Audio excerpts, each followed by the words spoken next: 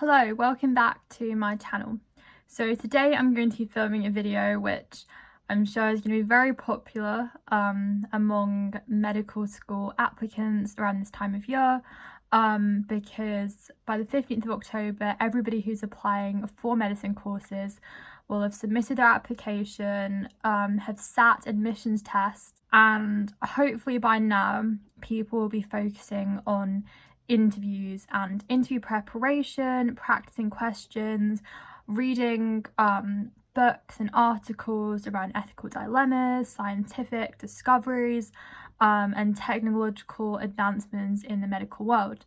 So today I thought I would make a video on my interview experiences and my advice for applicants in year 13 and also potential year 12 applicants on how to tackle interview style questions for medicine. Today I'm going to be making a video focused on MMI interviews, and MMI interviews are multiple mini interviews which I think the vast majority of universities now choose as their style of interviewing for medicine. And the reason is that they can give a fair assessment of you, because you're not being interviewed by one person, you're being interviewed by about 8 different people in 8 different scenarios, testing 8 different skills, or 7 or 10, I don't know, whatever the university decides to test you on. I personally applied to 2 universities which had MMI interviews. So those were the King's College London and Birmingham University. And I found my experience of both interviews at each of these universities quite different, even though they were kind of testing similar things.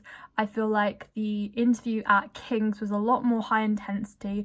I did find it a lot more stressful, and I feel like the interviews were a little bit more harsher than they were at Birmingham.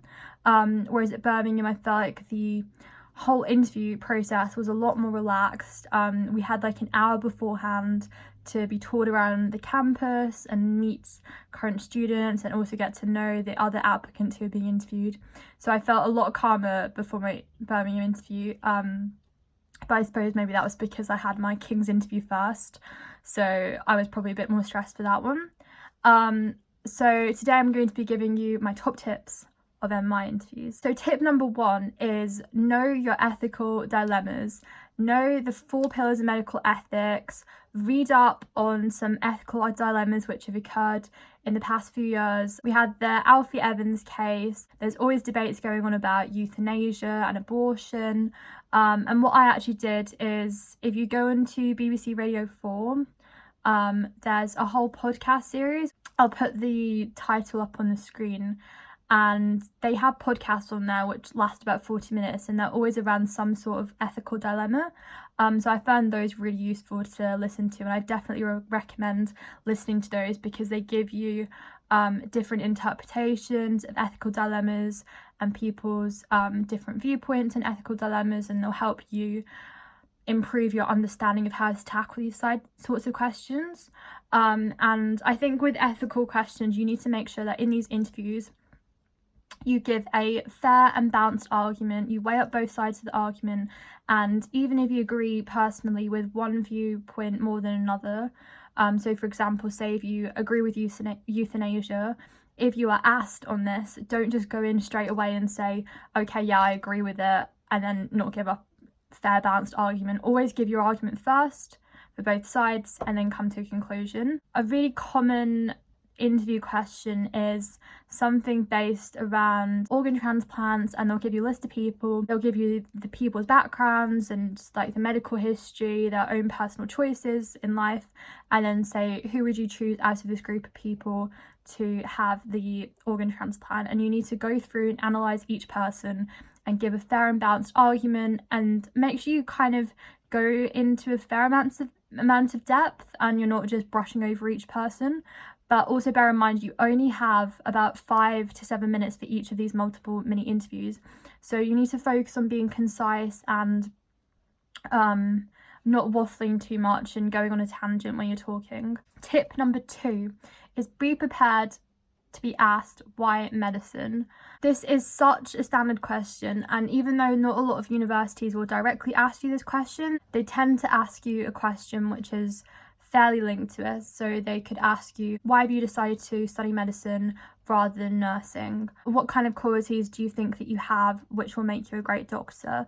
Give me an example of a time you've used teamwork or leadership in your life thus far.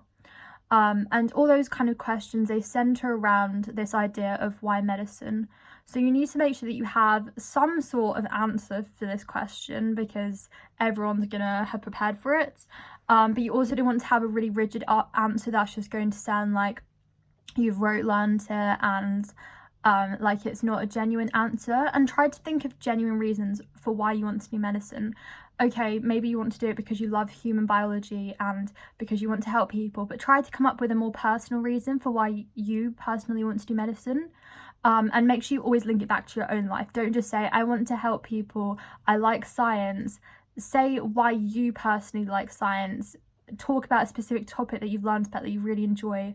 Talk about some personal experience that you've had in your life which has really helped hone your interest in helping people and contributing to society. Because at the end of the day, studying medicine is a lifelong commitment. It's something you're going to be doing not just for those 5 or 6 years whilst you're at uni, it's something you're going to carry on for the rest of your life. So you need to have a good solid reason for why you want to study medicine. Tip number 3 is to practice analysing graphs, bar charts, anything data-based or mathematical. In both my Birmingham interview and my King's interview, I was given some sort of graph or data sheet which I had to show that I could quickly summarise the information on the sheet, and that I could spot trends, correlations, point out anomalies, and also infer conclusions from what I could see on the sheet. It's also really important to bear in mind that in these kinds of scenarios that you don't just jump straight into it. Take a couple of seconds, take a minute to actually analyse what you're looking at, and don't just jump straight into it, because they want to see that you can think and that you're logical, and that you don't just jump straight to a conclusion, that you can actually analyse and take in information. And I think that shows more confidence rather than somebody who just jumps straight into an answer. Try and practice with family members, and especially if you didn't do maths for A-level, I think this is a really important one to hone in on, because you need to show that you can do that kind of statistical analysis. Analysis is also really important in medicine as well. Tip number 4 is to practice role play. I personally did get a role play I know I definitely got one in my Birmingham interview. I can't quite remember for King's.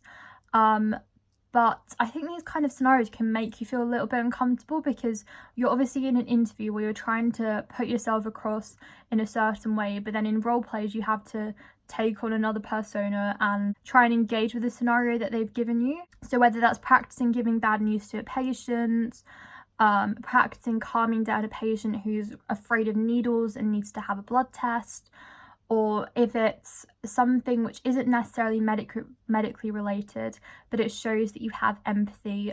So a really common role play is telling your neighbour that you've run over their cat. So for this, you obviously need to demonstrate that you have empathy, that you're good at communication. And this kind of comes under the category of breaking bad news. So for the breaking bad news scenario, something I got told was that first of all, tip number 1, you need to go up to the person and just start it off like a normal conversation. You can't just go in and straight away be like, I've run over your cat. Approach the situation how you would in a normal day-to-day situation. So first off, by talking to the person and just asking them how they are. And then second point, which is key, you have to say, unfortunately, I have some bad news for you. Because rather than just going straight into it, you're at least letting the person know that something bad is going to happen.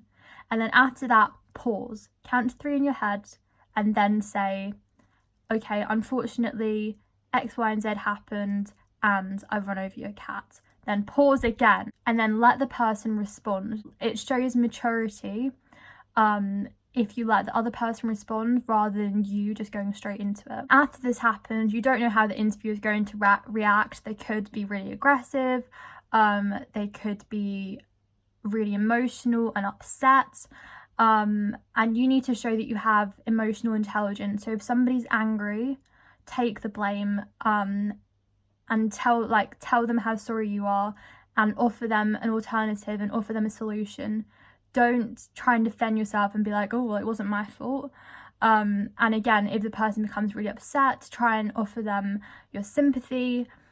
And it's all basically just logic.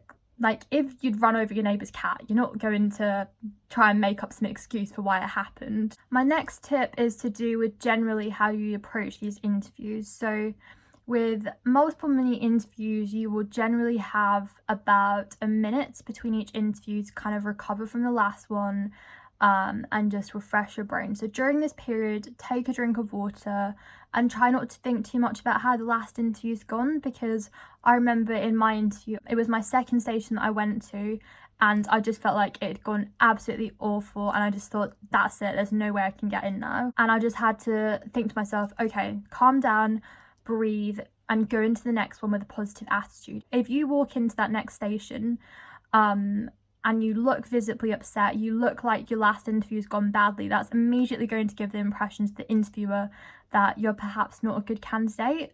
So try not to be fazed by whatever happens in one interview. Just try to go into the next scenario with a positive attitude and act like it's going well for you. Bear in mind that you can get away with maybe 6 of these interviews going well and 2 of them going absolutely awfully. That's how I felt. After my King's interview, I felt like 2 of the stations had gone well, about 3 of them had gone bad, and then the rest of them I felt like they were okay. Please just try not to overanalyze it. Don't think, oh my gosh, just because 1 or 2 or 3 stations have gone really badly, I can't get in now.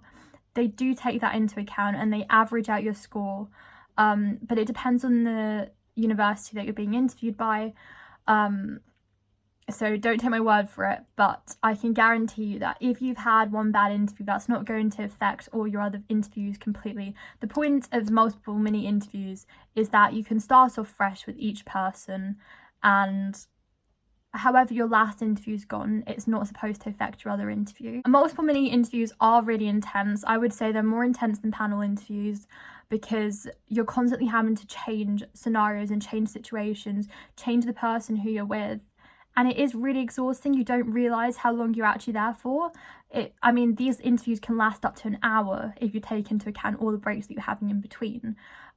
So just take lots of water with you, breathe between each interview, and yeah, just try to enjoy the process, because at the end of the day, that's the only interview you're going to get at that university. So just try and relax and enjoy it. Enjoy the process, and I can guarantee you will, you'll feel much better after it. Before my Birmingham interview, I just decided, you know what, I'm going to enjoy this interview. I'm not going to stress myself out about it.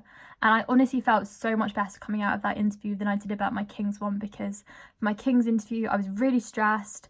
I was panicking beforehand. I wasn't thinking logically and rationally.